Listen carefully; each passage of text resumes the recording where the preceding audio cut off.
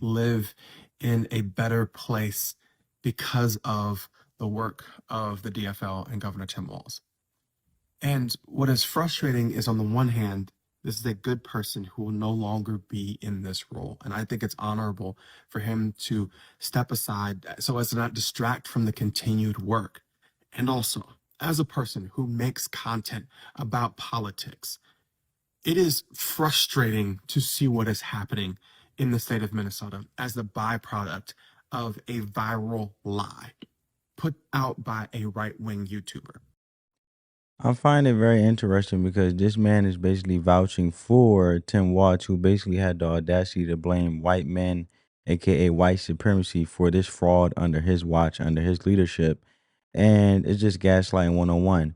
And that's not all, because this is the same governor who made Minnesota a sanctuary state, not just for illegal immigrants, but for kids who want gender transitions, right? Because he says Tim Watts is a good person and he's done such good for the state of Minnesota, and he's glad his kids there and things like that in his TikTok, as you guys see on the screen. But the reality is, this person, Tim Watts, who we're talking about, since he's vouching for him so much, want gender transition. Yeah, I'm serious. So if your child runs away from home because they say they feel like a boy or a girl, and you as a parent don't agree with permanent surgery or puberty blockers, Minnesota will take them in, give them treatment, and if you try to get on your kid about it, the kid you raised, fed, bathed, paid for, you could get arrested for kidnapping. And I'm not exaggerating. So that's the law. But that's what Tim Watts and his people push for. The government thinks it knows your child better than you do, and they will mutilate your child's body without even telling you.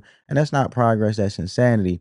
But he says that he's in a good state of Minnesota under Governor Tim Ward's leadership for the best interest of his kids, which is mind blowing to me. So when I say this man is done, I mean he's done, like nationally, politically, and morally cooked. Why this story ain't just about Tim Walz. It's about the system. It's about what happens when bad leadership gets exposed and the whole political machine goes into panic mode to cover it up.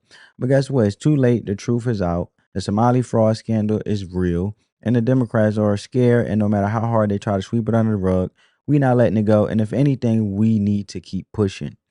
Keep asking questions, keep holding them accountable, because if we don't, then they'll just do it again. And the next time it might even be worse. So yeah, Tim Watts stepping down ain't just political news. This is a warning sign, a symbol of what happens when corrupt leadership meets unchecked power. And he should be investigated, charged, and found guilty, thrown in prison.